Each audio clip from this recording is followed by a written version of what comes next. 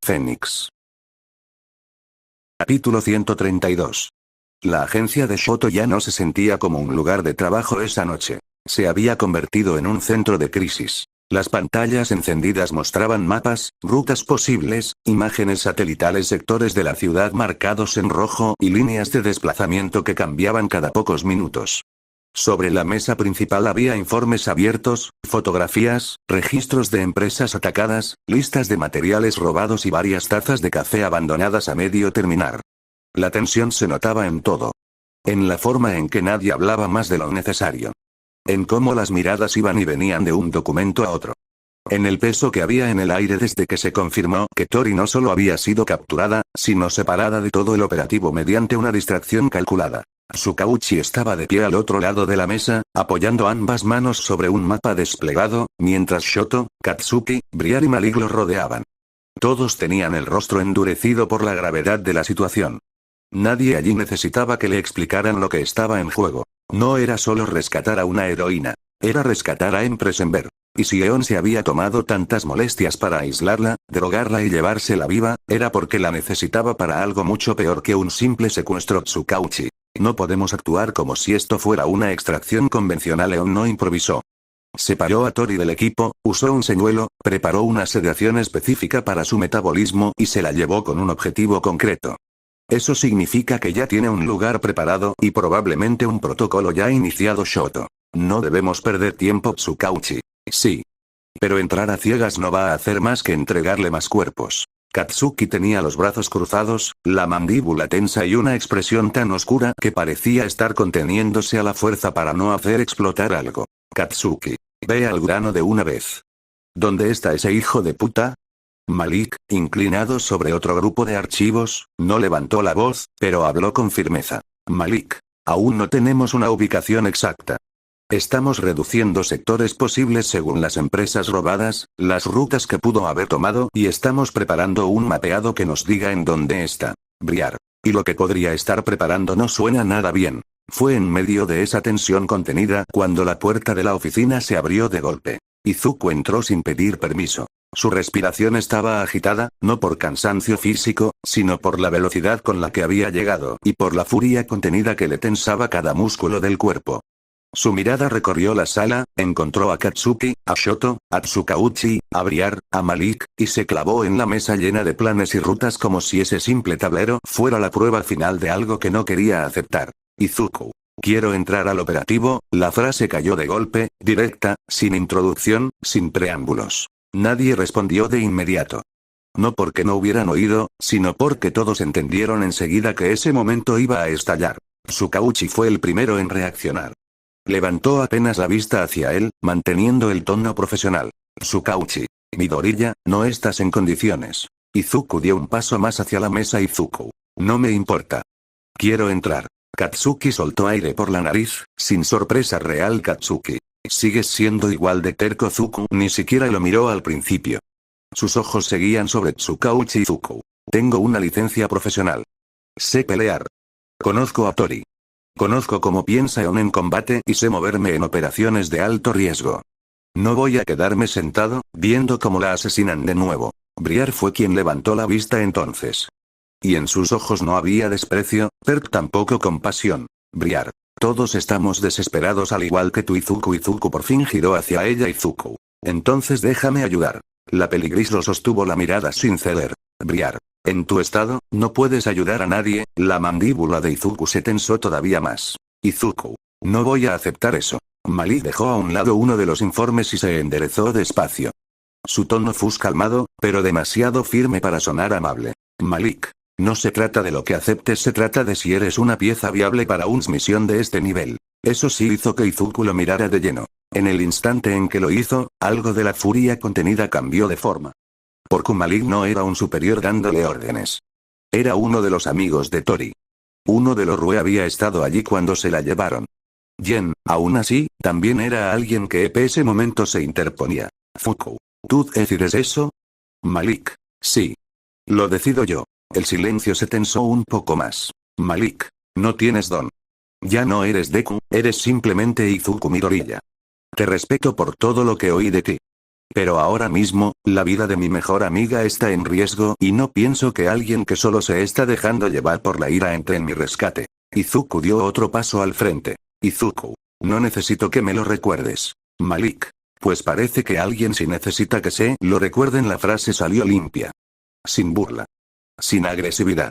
Y precisamente por eso golpeó peor. Izuku. Sé perfectamente en qué estado estoy. Malik. Entonces deberías ser el primero en entender por qué no puedes entrar así. El peliverde cerró los puños con tanta fuerza que los nudillos se le pusieron blancos. Izuku. Una persona muy importante para mí está secuestrada por su ex asesino y secuaz de All for One. No puedo quedarme quieto. Briar se enderezó por completo. Briar. Y mi mejor amiga está en manos de ese mismo monstruo.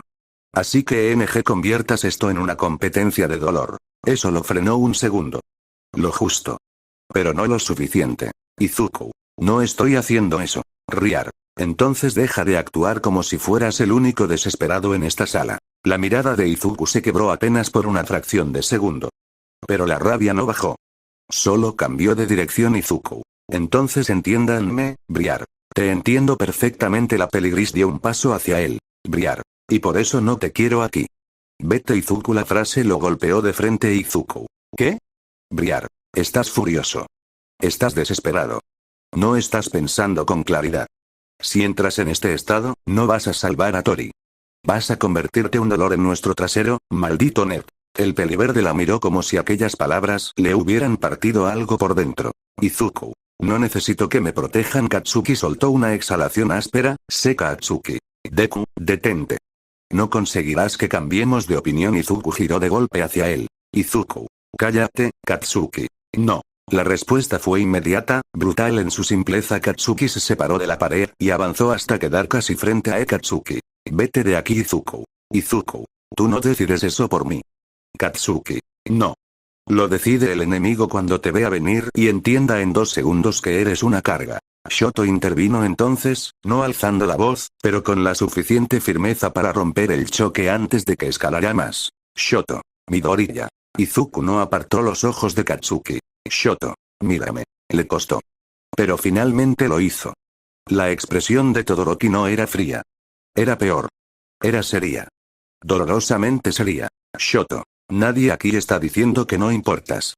Estamos diciendo que esta misión no admite errores emocionales. Izuku lo observó en silencio, respirando fuerte. Shoto. Y ahora mismo, tú estás peleando desde el dolor, no desde la estrategia. La frase quedó suspendida. Simple. Precisa. Imposible de negar. Pero Izuku igual lo intentó. Izuku. ¿Y qué se supone que haga? ¿Quedarme en casa? Quiero ayudarlos, en serio. La última parte salió más rota que furiosa. Y eso hizo que el ambiente entero cambiara apenas, porque allí ya no estaba hablando el profesor ni el héroe frustrado. Estaba hablando el hombre que temía perderla.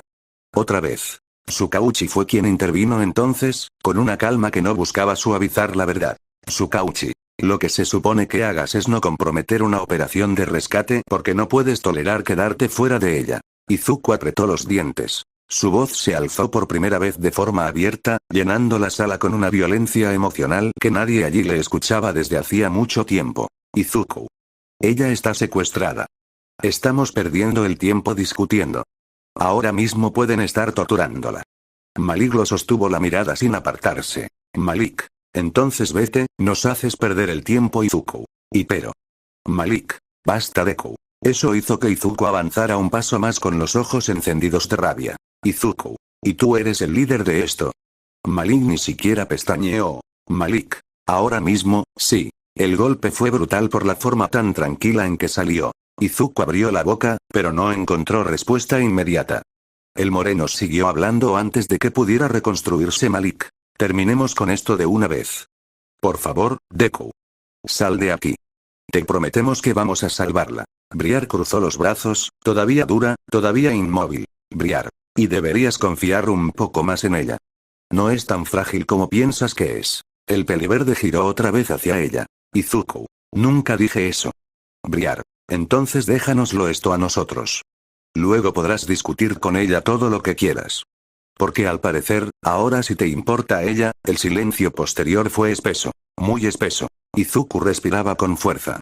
Katsuki parecía a punto de decir algo más, pero se contuvo. Shoto seguía observándolo con una tensión firme.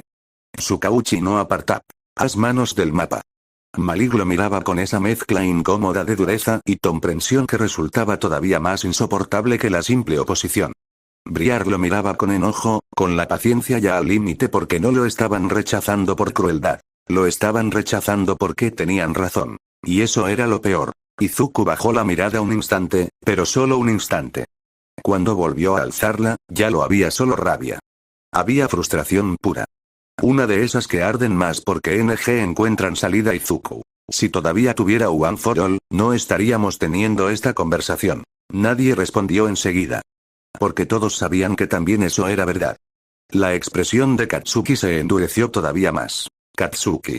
Pero no lo tienes. La frase cayó como una piedra Katsuki. Y seguir repitiéndolo no va a traerlo de vuelta. Izuku lo miró con una furia tan cruda que por un momento pareció que iba lanzarse sobre él. Izuku. Lo sé.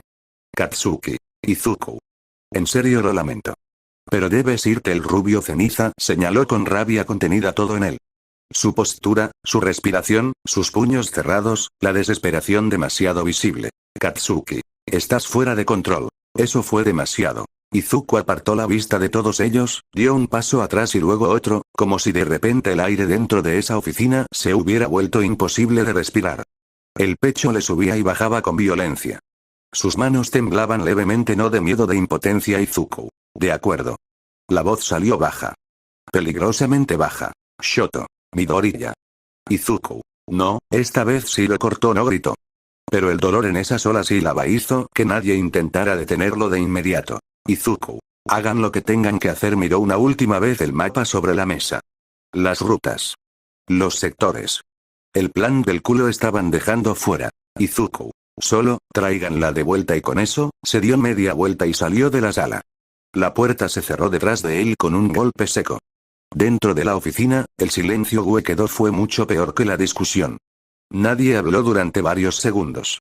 Hasta que Eijiro, que había permanecido callado casi todo el tiempo, exhaló con pesadez. Eijiro. Eso estuvo feo. Briar se llevó una mano a la frente, cerrando los ojos un instante. Briar. Sí. Malik desvió apenas la vista hacia la puerta por la que Izuku acababa de irse. Malik. Pero necesario. Katsuki chasqueó la lengua, molesto, aunque su propio enojo ya no sonaba tan limpio como antes. Katsuki. Igual lo va a intentar por su cuenta si no se enfría. Tsukauchi alzó la vista del mapa por fin. Tsukauchi. Entonces será mejor encontrar a Tori antes de que eso pase. La frase devolvió a todos al centro del problema. Y con el peso de esa verdad cayendo otra vez sobre la sala, el plan de rescate tuvo que continuar. Aunque una parte de todos supiera que acababan de dejar a otro corazón roto del otro lado de la puerta. La conciencia regresó a Tori de una forma lenta y desagradable, como si estuviera cubriendo a la fuerza desde el fondo de un pozo espeso. Primero volvió el dolor partido por todo el cuerpo en una mezcla de golpes mal curados, rigidez muscular, y una presión sorda en la nuca que le recordaba demasiado bien la forma en que On la había dormido. Después llegó la sensación de peso, de cansancio forzado, de tener la mente despierta pero el cuerpo todavía hundido en una neblina densa que lo terminaba de soltarse. Cuando por fin intentó mover los brazos por puro instinto, la realidad terminó de desplomarse sobre ella. No solo estaba inmovilizada, sin que además podía sentir la tensión seca de unas ataduras firmes sujetándole las muñecas por encima de la cabeza, fijándola a una estructura metálica que no cedía ni un centímetro. A eso se sumaba el peso inconfundible de unas esposas anti-Kirk, herradas sobre sus brazos. No necesitó probar su don para saber que estaba funcionando. Lo sintió en la ausencia. En ese vacío antinatural donde siempre solía vibrar Phoenix Force, vivo, caliente, listo para responderle. Abrió los ojos del todo y parpadeó varias veces antes de enfocar bien. La luz blanca del lugar la golpeó primero, fría, estéril, impersonal. Cuando su vista por fin se aclaró, pudo ver que estaba en una especie de laboratorio amplio, lleno de mesas de trabajo, instrumental biomédico, brazos mecánicos, pantallas encendidas, cápsulas de contención y estructuras metálicas de función incierta que, juntas, componían una escena tan clínica como perturbadora. Había tubos, bandejas con herramientas, soportes llenos de jeringas, contenedores transparentes con fluidos de distinto color y un olor limpio, químico y aséptico que solo volvía todo más repulsivo. Tori tensó a mandíbula. El asco y la rabia llegaron antes que el miedo. Intentó mover una pierna y luego la otra, comprobando que también estaban limitadas, aunque con algo más de margen que sus brazos. Lo suficiente para mantenerla viva, despierta y completamente a merced de quien la hubiera traído allí. Los pasos llegaron unos segundos después. Lentos. Seguros. Tranquilos de un tres forma que hizo que el odio le subiera por el pecho como una llamarada. Eon apareció desde uno de los extremos del laboratorio con las manos a la espalda y esa serenidad obscena de quien contempla algo que ya considera suyo. No había prisa en él. No había tensión.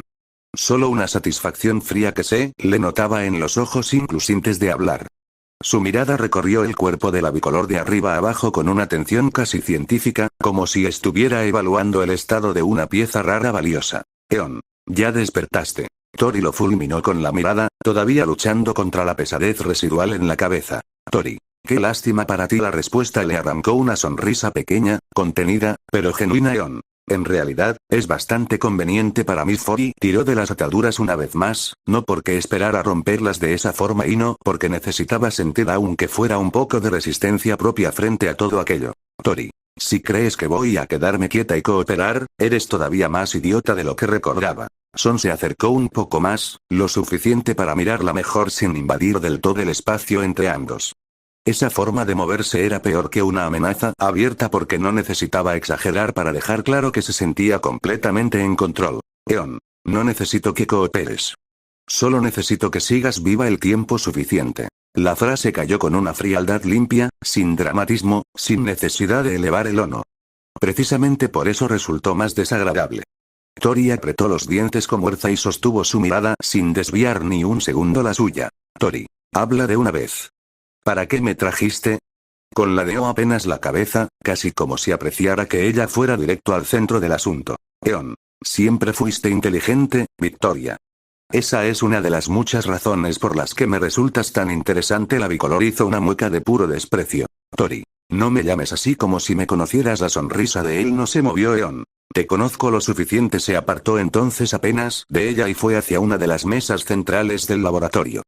Con un par de movimientos activó varias pantallas al mismo tiempo, y en ellas empezaron a desplegarse esquemas técnicos, modelos tridimensionales, gráficos celulares y estructuras mecánicas complejas que giraban lentamente en el aire proyectado. Tori frunció el ceño. Al principio, aquello le pareció solo un montón de piezas, líneas de diseño y módulos ensamblados sin sentido claro. Pero poco a poco, conforme las distintas capas visuales empezaron a ordenarse frente a sus ojos, comprendió que estaba viendo. Era un robot. No una simple armadura ni un grande. Era algo mucho más sofisticado y monstruoso. Una estructura de combate humanoide, repleta de blindajes adaptativos, módulos intercambiables, núcleos internos de procesamiento y sistemas diseñados claramente para enfrentar a algo mucho más peligroso que un delincuente común. Eon observó la proyección con un orgullo silencioso que hizo que Tori sintiera ganas de arrancarle el rostro. Eon, mi obra definitiva. Tori, parece un montón de chatarra. Cara. La respuesta le arrancó una exhalación divertida, casi indulgente. Eon, qué decepción. Esperaba un poco más de visión de tu parte. Tori volvió a tensar los brazos contra las esposas, notando otra vez el vacío repulsive en no sentir a Phoenix Force respondiéndole debajo de la piel. Tori, lo que veo es a un enfermo con demasiado tiempo libre. Eon no se molestó con el insulto. Al contrario, amplió una sección del diseño y dejó al descubierto las capas internas del artefacto, revelando nodos de energía, estructuras de lectura, sistemas de contención y algo que parecían ser adaptadores de respuesta biológica. Cuando volvió a hablar, lo hizo con la tranquilidad de alguien que no solo cree en su proyecto, sino que ya vive dentro de él. Eon, este no es un simple robot de combate, es una plataforma de adaptabilidad múltiple. Un sistema diseñado para analizar, resistir y neutralizar dones poderosos en tiempo real. Cuanto más extraordinario sea el usuario al que enfrente, más útil será el proceso de adaptación. Cuanto más complejo sea el don, más valioso será el resultado. Hizo una pausa mínima y la miró. Eon, incluyéndote a ti. Tori sostuvo la mirada con una mezcla de furia y asco. Tori, suena a fantasía de villano mediocre. Eon, suena a evolución. Con otro movimiento de mano cambió la proyección. Esta vez aparecieron gráficos biomédicos, lecturas celulares, patrones energéticos y esquemas de flujo que, aunque no comprendió del todo en lo técnico, sí le hicieron entender algo esencial en cuanto los vio. El cuerpo se le tensó un poco más. Eon lo notó de inmediato, y esa pequeña reacción fue suficiente para que sonriera de una forma más afilada. Eon. Exactamente. Ya empiezas a entenderlo. Se acercó un paso más y apoyó una mano sobre la mesa, sin dejar de mirarla. Eon. Phoenix Force no es solo un don poderoso, es una fuente de energía extraordinaria. Viva. Adaptable. Agresiva. Eficiente hasta un nivel que la mayoría ni siquiera sabría medir correctamente. Y yo necesitaba una batería. La palabra le golpeó el pecho como una ofensa física. Tori entrecerró los ojos con odio. Tori, púdrete. Pero él siguió hablando, completamente cómodo dentro de su propia monstruosidad. Eon. Para que esta máquina funcione como fue concebida, necesita un núcleo energético capaz de soportar una exigencia absurda de adaptación y respuesta. Cualquier fuente convencional colapsaría demasiado rápido. Cualquier prototipo artificial sería insuficiente. Pero tú eres otra cosa. La mirada del villano bajó un segundo hacia los gráficos y luego volvió a ella con una calma insoportable. Eon. No necesito replicar Phoenix Force en toda su magnitud. Eso sería ridículo, incluso para mí. Me basta con una versión degradada. Una copia inferior, sí, pero funcional. Lo suficiente para alimentar el núcleo del robot, sostener su sistema de respuesta y convertirlo en una plataforma capaz de neutralizar a cualquier usuario con un don verdaderamente problemático. El asco en el rostro de Tori ya era totalmente abierto. Tori, ¿quieres fabricar una imitación de mi don con mi sangre? Eon, quiero hacer algo mejor que una simple imitación. La respuesta fue inmediata, casi ofendida de que redujera así lo que para él era una genialidad. Eon. Quiero convertir lo que corre dentro de ti en la pieza central de algo que cambiará por completo el equilibrio entre héroes y villanos. Tori jaló otra vez las ataduras con rabia, aunque sabía que no iba a liberarse así. El metal respondió con un simple sonido seco. Tori, estás completamente loco. Eon, sí. Pero también tengo razón. Esa tranquilidad suya era lo más perturbador de todo. No parecía un hombre delirando. Parecía alguien que ya había pensado demasiado tiempo en esto. L0 había calculado todo y ahora solo estaba explicando la fase final de un proceso que, para él, ya estaba decidido. Tori respiró hondo una vez, obligándose a mantener la cabeza fría incluso con el enojo trepándole por la garganta. Tori, si crees que mi cuerpo va a soportar eso sin resistirse, eres un imbécil. Eon sonrió de nuevo, esta vez con algo casi cercano al deleite. Eon. Oh, no. Tu cuerpo va a resistirse. Muchísimo. Por eso necesito tiempo. Se acercó lo suficiente para que Tori pudiera verle bien el brillo enfermo en los ojos. Eon, voy a experimentar contigo.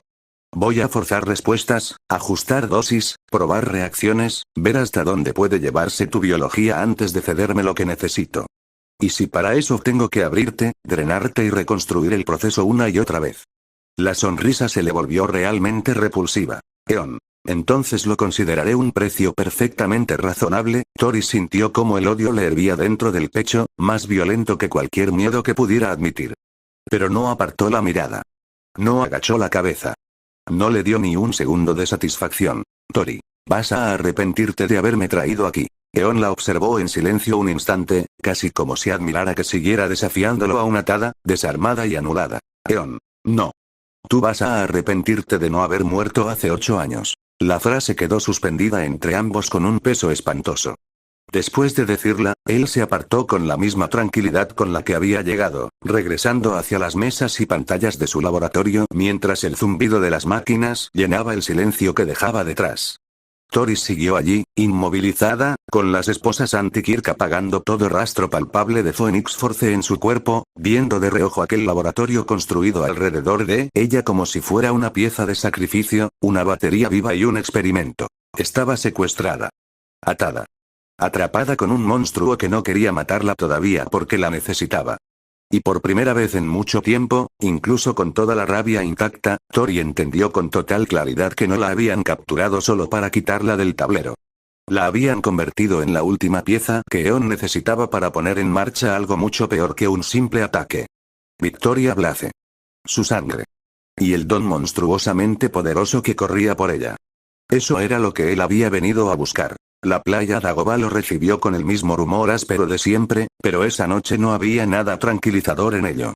El mar rompía una y otra vez contra la orilla con una insistencia monótona, el viento arrastraba sal y humedad por toda la costa, y la arena oscura se extendía bajo la noche como un recuerdo demasiado cargado para sentirse liviano.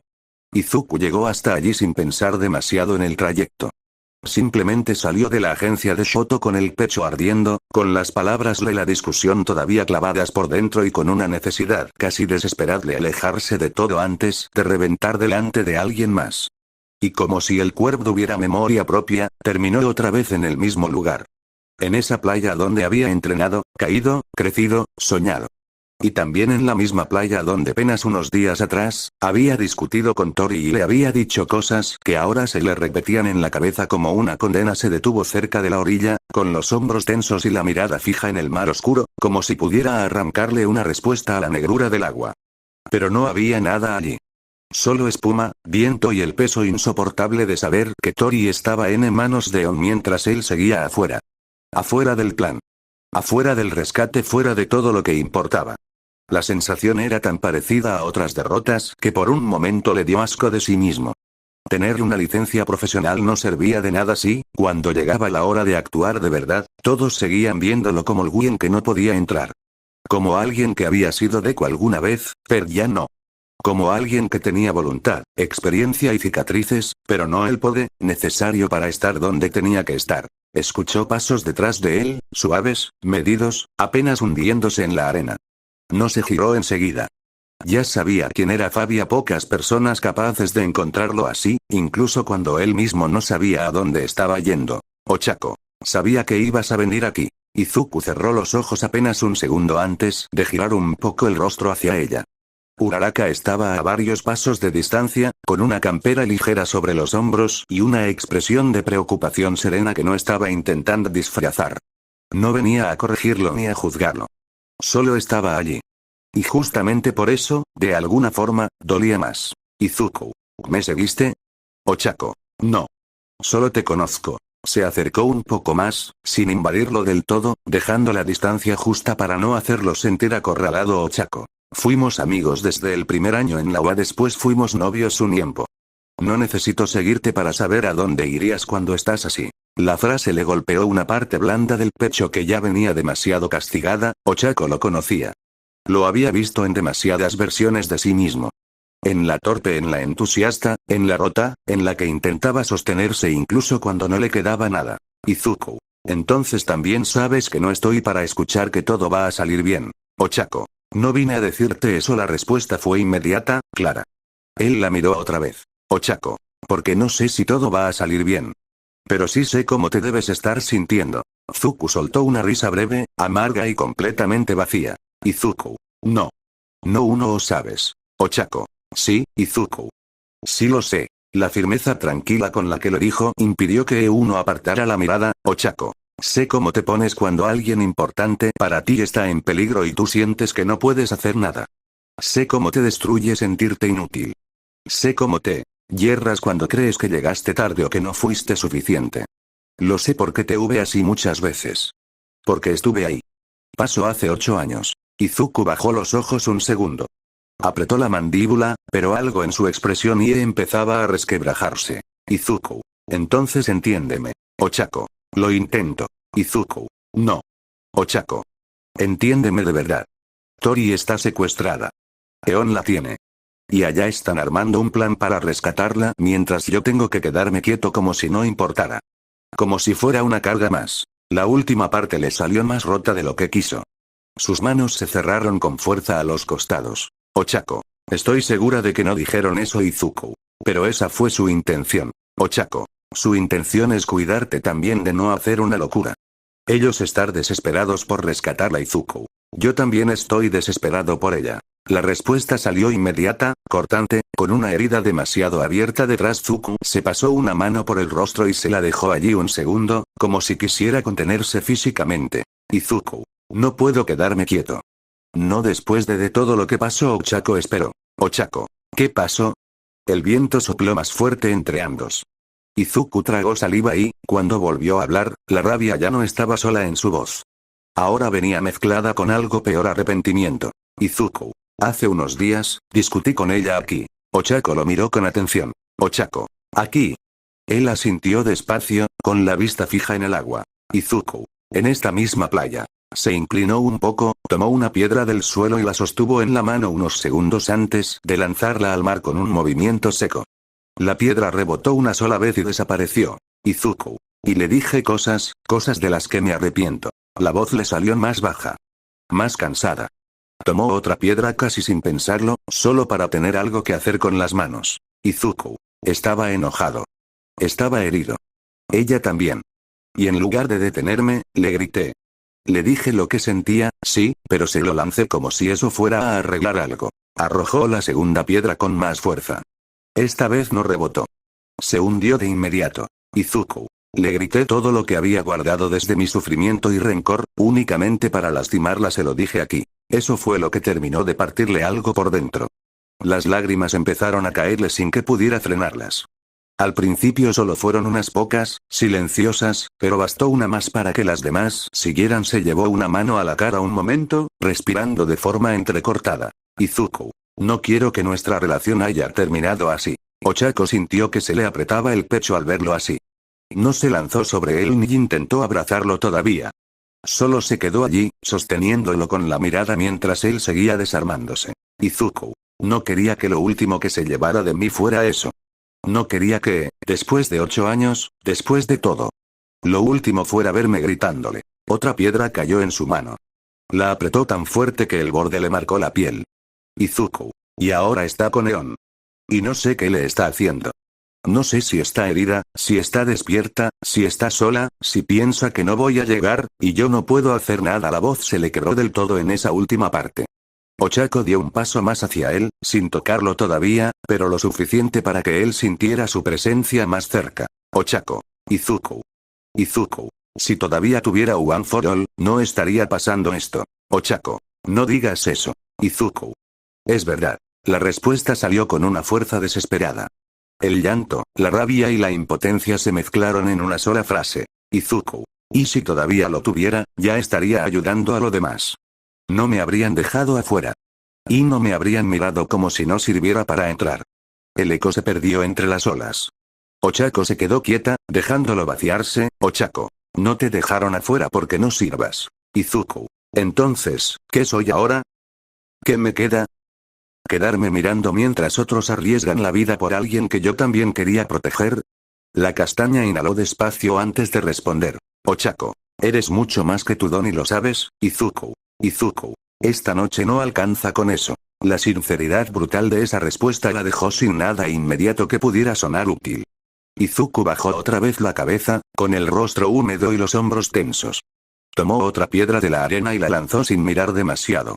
Cayó lejos, perdiéndose en el agua negra. Izuku. Estoy harto, Ochako. Harto de entender. Harto de que me expliquen. Harto de quedarme quieto. Harto de aceptar que no puedo hacer nada mientras la persona que amo está allá afuera con ese monstruo. El silencio posterior fue demasiado grande. Solo se escuchó el mar y la respiración rota de Izuku. Ochako. Izuku, mírame. Le costó, pero terminó alzando la vista. Los ojos se le veían rojos, cargados de rabia y tristeza al mismo tiempo. Ochako. No estás pensando con claridad. Izuku. Porque no puedo. Ochako. Lo sé. Izuku. No, no lo sabes. No sabes lo que es sentir que llegaste tarde otra vez. Ella sostuvo su mirada con una tristeza serena. Ochako. Tal vez no exactamente como tú. Pero sí lo entiendo. Izuku dejó escapar una risa rota, casi amarga. Ochako. También sé que, si sigues tragándote todo esto, vas a explotar. Él miró el mar otra vez. Su pecho subía y bajaba con demasiada fuerza. Recogió otra piedra, más grande esta vez, y la pesó en la mano como si toda su rabia pudiera concentrarse ahí. Izuku. Ya exploté, Ochako. Entonces suéltalo. La frase quedó flotando entre ambos. Él giró apenas la cabeza hacia ella, sin entender del todo. Ochako. Haz algo con eso. Grita. Lanza piedras. Lo que sea. Pero no sigas guardándotelo así. Izuku no respondió. Miró la piedra que tenía en la mano. Luego el mar. Luego otra vez la piedra. La frustración seguía hirviéndole en el pecho. Las lágrimas también. Y por un segundo pareció que no iba a hacer nada. Pero entonces respiró hondo, tensó el brazo hacia atrás y lanzó la piedra con toda la violencia contenida que llevaba encima, como si quisiera arrancarse de una vez todo lo que le estaba destrozando el alma. Y entonces ocurrió. La piedra salió despedida con una fuerza imposible. Todo fue un lanzamiento normal. No fue solo rabia muscular. En el instante exacto en que su brazo completó el movimiento, el aire alrededor del lanzamiento explotó en un ataque de viento presurizado, brutal, concentrado, exactamente como aquel lanzamiento de pelota el primer día en la UA, solo que esta vez no había una prueba ni un campo de entrenamiento, solo rabia, dolor y una playa a medianoche. 21 estallido comprimido golpeó hacia adelante con violencia y la piedra se convirtió en un proyectil absurdo, disparado hacia el mar a una velocidad que partió el aire y reventó el agua a lo lejos en una explosión brutal de espuma. Izuku se quedó inmóvil. Ochako también. Ambos se quedaron mirando el punto donde el mar acababa de estallar, y luego bajaron la vista, casi al mismo tiempo, hacia el brazo del peliverde. Unos rayos verdes lo recorrían. No eran muchos. No eran estables. Pero estaban ahí, envolviéndole el brazo y pártele el otro con ese sonido eléctrico seco, feroz, inconfundible. La luz verde se reflejaba apenas en su piel y en los ojos de ambos, dándole a la escena una sensación irreal, como si la noche entera hubiera dejado de obedecer a las reglas normales por unos segundos. Izuku. ¿Qué? La voz le salió ahogada, aún rota por el llanto y completamente desarmada por la sorpresa. Ochako no respondió enseguida. Miraba esos rayos con los ojos muy abiertos, clavada en el lugar donde nadie debería estar viendo esa energía otra vez. Ochako. Izuku. Él bajó muy despacio el brazo, incapaz de apartar la vista de esos destellos verdes. Los rayos vibraron un instante más antes de empezar a apagarse poco a poco, hundiéndose bajo la piel como si nunca hubieran estado allí, pero sí habían estado. Los dos lo sabían. Izuku siguió mirando su mano, luego su brazo, luego el mar, como si necesitar convencerse de que no había imaginado nada. Ochako. ¿Qué fue eso? ¿No habías perdido las brasas? Él levantó apenas la cabeza hacia ella. Izuku. Sí, no sé realmente qué fue eso. Pero sin dudas era la energía del One for All. Ochako. Deberíamos ir a ver a un doctor. Izuku. De acuerdo. Deberíamos contactar con el doctor Yoshida. El mar seguía moviéndose frente a ellos como si nada hubiera ocurrido. El viento seguía soplando.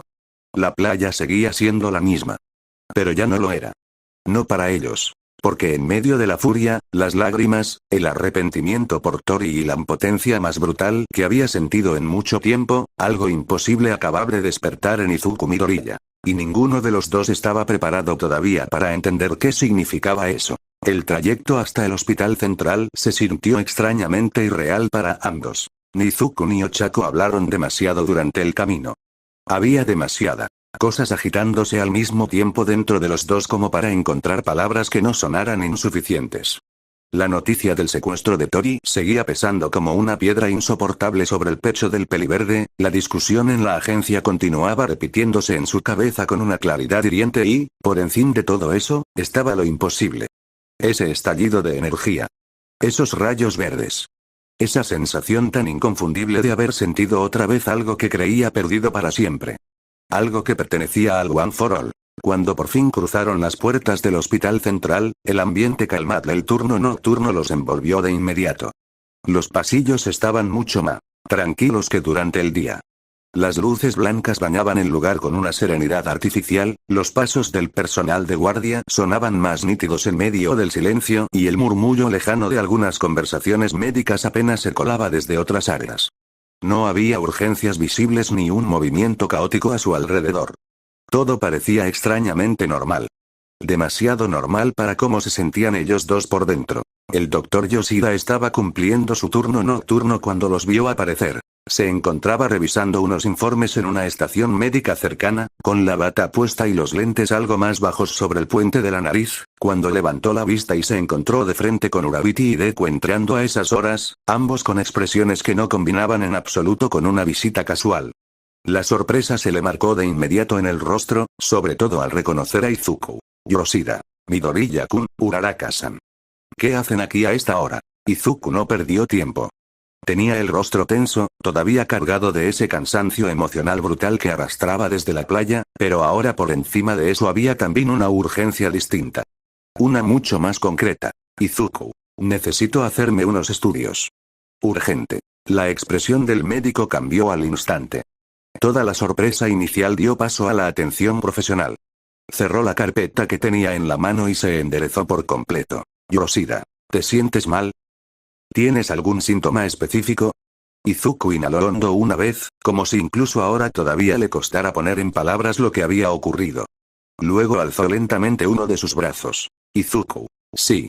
Hay un síntoma. Ochako observó en silencio, con la respiración contenida, mientras Izuku concentraba la mirada en su propio brazo. Durante un segundo no pasó nada, y el doctor Yoshida frunció apenas el ceño, confundido. Pero al instante siguiente, como si algo hubiese respondido otra vez a una grieta todavía inestable dentro de él, unos rayos verdes comenzaron a manifestarse alrededor de su brazo. Primero débiles. Luego más claros. Recorriéndole la piel con ese sonido eléctrico tan reconocible, tan violento y tan imposible de ignorar. El doctor Yoshida se quedó completamente inmóvil. No fue solo sorpresa. Fue algo más profundo. Un impacto real. Porque él conocía el historial clínico de Izuku Midoriya. Sabía uno que había perdido. Sabía lo que significaba ver esa energía otra vez después de 6 años. Sus ojos se abrieron apenas más detrás de los lentes, y por un segundo no dijo nada, como si también él necesitara confirmar que no estaba viendo una ilusión provocada por el cansancio de la guardia nocturna, pero no. Los rayos estaban allí. Eran reales. Y pertenecían al One for All. Cuando la energía empezó a apagarse otra vez, el médico bajó lentamente la vista del brazo de Izuku hacia su rostro.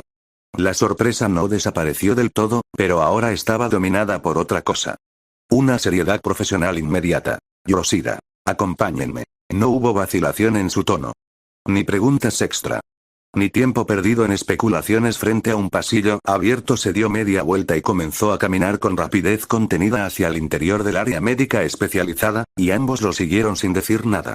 A medida que avanzaban por corredores más reservados del hospital, la tensión en el pecho de Izuku se volvía cada vez más concreta. Ya no era solo la conmoción de haber visto aquella energía en la playa. Ahora estaba entrando en un terreno todavía más delicado, iban a estudiar aquello. Iban a comprobar si lo que había despertado en su cuerpo era real. El doctor Yoshida abrió una puerta de acceso restringido y los hizo pasar a una zona de análisis clínico mucho más avanzada, equipada con tecnología orientada específicamente al estudio de dones. Había pantallas de diagnóstico, camillas de observación, sensores biométricos, equipos de resonancia y varios módulos de medición diseñados para registrar actividad Kirk a niveles extremadamente finos. La sola visión del lugar bastó para que Ochako sintiera un pequeño nudo en el estómago. Porque, hasta ese momento, todo seguía teniendo un aire de accidente imposible. Pero en cuanto ese tipo de instrumental entraba en escena, la situación se convertía en algo mucho más real. Yoshida se giró por fin hacia ellos, ya completamente metido en su rol de médico. Yoshida, quiero que me cuenten exactamente qué ocurrió. Sin omitir nada. ¿Cuándo apareció? ¿Qué estabas haciendo? ¿Cuánto duró? ¿Qué sentiste en el cuerpo y si hubo algún otro síntoma previo? Izuku asintió despacio. Todavía seguía viéndose golpeado por todo lo anterior, por Tori, por Eon, por la discusión y por la rabia que había explotado en Dagobah, pero justo por eso, la posibilidad de que algo del One for All realmente hubiera despertado en él se sentía todavía más desestabilizante. Ochako se mantuvo a su lado, en silencio, mientras el doctor Yoshida comenzaba a preparar los estudios. Los estudios tomaron más tiempo del que cualquiera de los dos habría querido. Entre análisis de sangre, escaneos de actividad biológica, lecturas de respuesta Kirk y varios registros comparativos que el doctor Yoshida fue solicitando sobre la marcha, la madrugada se fue cerrando cada vez más sobre el hospital central. El cansancio ya pesaba en los hombros de Izuku y Ochako, pero ninguno de los dos estaba realmente en condiciones de sentirlo del todo. Había algo mucho más grande ocupando todo el espacio de sus cabezas. Tori seguía secuestrada. Eon seguía libre, y, en medio de todo eso, unos rayos verdes imposibles habían vuelto a aparecer en el cuerpo de Izuku después de 6 años. Cuando por fin Yoshida regresó al consultorio con los resultados preliminares, su expresión dejaba claro que no estaba frente a un caso normal. Cerró la puerta detrás de sí, dejó la tableta sobre el escritorio y se tomó un segundo antes de hablar como si incluso él necesitara ordenar bien las palabras para no sonar precipitado. Yoshida. Encontré una anomalía. Izuku, que había permanecido sentado al borde de la camilla con los brazos apoyados sobre las piernas, alzó la vista de inmediato. Ochako, a su lado, hizo lo mismo, notando enseguida el cambio de tono del médico. Izuku. ¿Qué clase de anomalía? Yoshida apoyó una mano sobre la tableta y abrió varias imágenes y gráficos biomédicos. Yoshida. Tienes ADN correspondiente a otro factor Kirk activo dentro de tu cuerpo. La frase cayó con un peso seco en el cuarto. Izuku frunció el ceño al instante. Izuku. Eso es imposible. Su respuesta fue demasiado rápida como para sonar calmada. Izuku. Le entregué el One for All completo a Shigaraki hace 8 años. No debería quedar nada así en mi cuerpo. Yoshida sostuvo su mirada con total seriedad. Yoshida. No hay error en los resultados. Hay un factor Kirk en tu organismo. Ha estado dormido hasta hace poco, pero está ahí. Ochako giró la cabeza hacia Izuku, totalmente sorprendida, y luego volvió a mirar al médico. Ochako. Dormido. ¿Durante 6 años? Yoshida. Eso es lo que indican las lecturas. No hay señales de una manifestación nueva espontánea. Esto estaba en su cuerpo desde antes.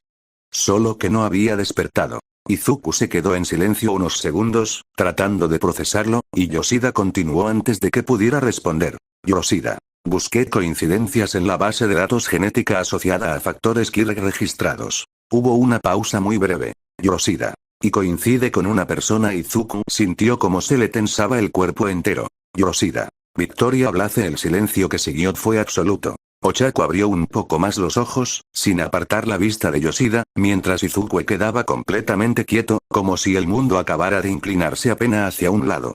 Durante un segundo no dijo nada. Pero entonces, como una puerta que se abre de golpe en la memoria, lo recordó aquel día. El instante en que le cedió temporalmente el One for All a Tori para que el facto Kirk de la bicolor pudiera ser almacenado dentro del propio One for All. Su respiración se alteró apenas. Izuku. Espera. Se incorporó un poco más en la camilla, con la mirada fija en un punto indefinido del suelo mientras ordenaba a la fuerza lo que acababa de recordar. Izuku. Hubo una vez. Hace años. Durante la guerra. Yo le cedí el One for All temporalmente a Tori. Ochako lo miró con desconcierto. Ochako. ¿Qué? Izuku alzó apenas la vista hacia ella. Izuku. Lo hicimos porque necesitábamos almacenar su factor Kirk dentro del One for All. En ese momento pensamos que, como después no pudimos usarlo, el One for All no lo había retenido. Expresión se endureció a medida que iba armando la idea Izuku. Pero. Si esto es real. Entonces estábamos equivocados. Yoshida guardó silencio unos segundos, asimilando también esa nueva información. Siendo médico y habiendo visto casos complejos de dones, aquello claramente no era algo que entrara en ninguna categoría ordinaria. Yoshida. Esa parte no estaba en tu historial. Izuku. Porque nosotros mismos creímos que no había funcionado. Ochako seguía entre sorprendida e incrédula. Ochako. O sea que, una parte del factor de Tori sí se quedó en tu cuerpo todo este tiempo. Yoshida. Eso es lo que los resultados sugieren. El doctor volvió a mirar las lecturas. Yoshida. Y ahora que sabemos el origen del factor, también podemos empezar a entender por qué se manifestó justo hoy. Levantó la vista hacia Izuku. Yoshida. Necesito preguntarte algo.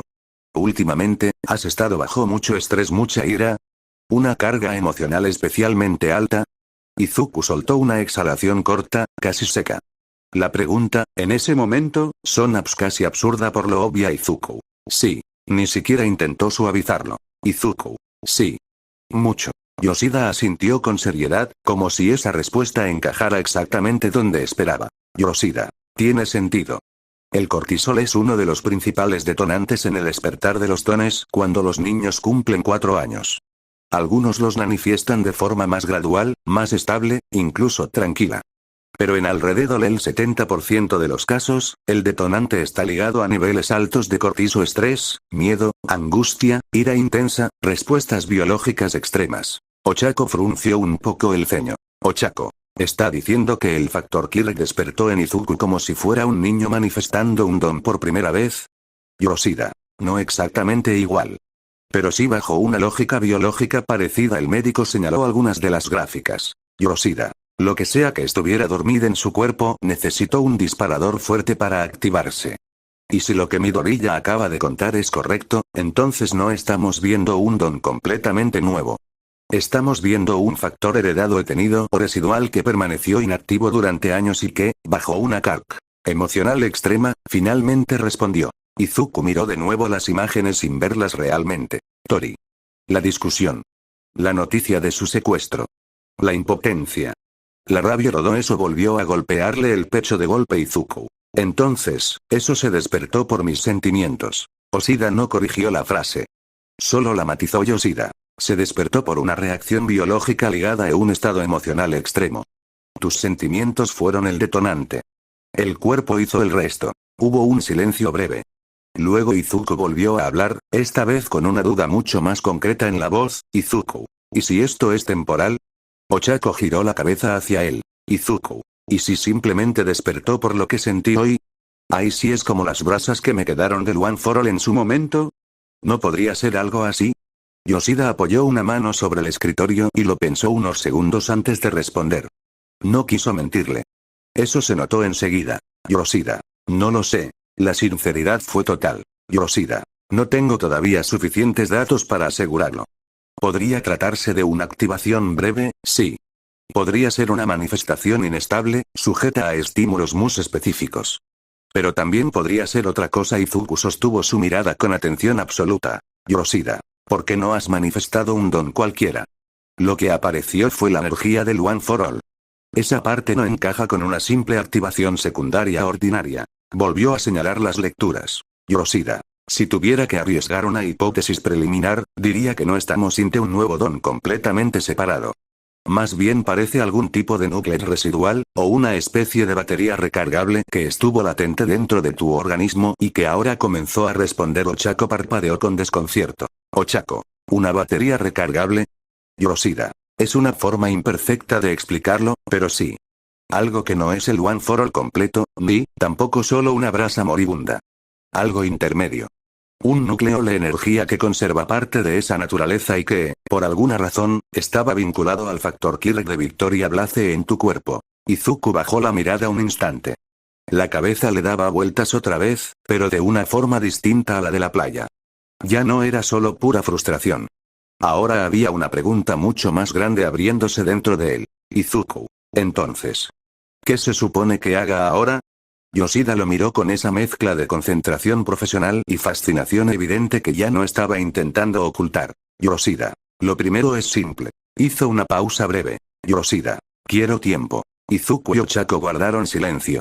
Yoshida. Voy a seguir revisando tus estudios, comparando la información y tratando de entender con más precisión qué clase de factor es este, cómo se estabiliza y qué relación conserva con la energía del One for All. Esto es un caso sin precedentes literalmente. No tengo una categoría médica exacta donde colocarlo todavía. La honestidad del médico no sonó desalentadora. Al contrario.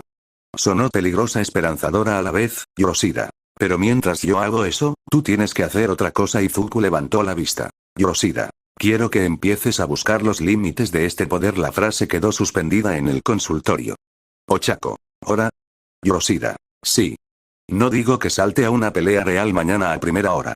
Digo que desde este momento, necesitamos saber cuánto dura, bajo qué estímulos aparece, qué tensión soporta su cuerpo, qué desgaste le genera y si puede reproducir esa energía de forma voluntaria o solo bajo detonación emocional. Izuku asintió muy lentamente, entendiendo al instante la lógica. Yoshida. Si esto realmente despertó, entonces no puedes darte el lujo de ignorarlo. Y yo no puedo investigarlo solo desde una camilla. Necesito datos de uso. Respuesta. Manifestación. Frontera. El peliverde apretó apenas la mandíbula, no de rechazo, sino de concentración. Izuku. De acuerdo. Ochako lo miró de reojo, notando cómo algo en él se había endurecido otra vez, aunque de una manera distinta. Menos desbordada. Más enfocada. Yoshida recogió la tableta y volvió a mirar los resultados una vez más. Yoshida. Yo seguiré trabajando toda la noche. Una leve curva, casi invisible, apareció en la esquina de sus labios. Yoshida. Si te soy honesto, esto sería agotador en cualquier otro contexto. Perk también es el caso más fascinante que he tenido frente a mí en años. Ochako soltó una exhalación pequeña, casi divertida a pesar de todo. Ochako. Al menos alguien está disfrutando esta madrugada. Yoshida acomodó los lentes sobre el puente de la nariz. Yoshida. No diría disfrutando. Pero sí, muy motivado. Izuku se puso de pie despacio. El cansancio seguía ahí, y la preocupación por Tori no se había ido ni un segundo, pero ahora se le había sumado algo nuevo. Algo que ND lograba clasificar todavía. Una posibilidad. Un hilo. Una anomalía imposible que, si era real, podía cambiar por completo el lugar en el que él estaba parado. Izuku. Gracias, doctor Yoshida. No me agradezcas todavía. Tráeme más datos. Eso sí logró arrancarle una expresión apenas más viva al peliverde, casi un eco débil de lo que alguna vez fue normal. Ochako y él salieron finalmente del consultorio, dejando al doctor Yoshida rodeado de pantallas, gráficas y resultados imposibles, completamente dispuesto a quedarse trabajando hasta que el cansancio o la respuesta llegaran primero. Cuando la puerta se cerró detrás de ellos, el médico volvió a sentarse, tomó la tableta otra vez y se sumergió en aquel rompecabezas sin precedentes con una concentración casi febril. Mientras tanto, en el pasillo del hospital, Izuku y Ochako avanzaban en silencio. La noche seguía siendo larga. Tori seguía secuestrada. Eon seguía libre. Pero ahora, en medio de todo aquel desastre, algo que debía haber desaparecido 6 años atrás había vuelto a manifestarse en el cuerpo de Izuku Midoriya. Y eso lo cambiaba todo.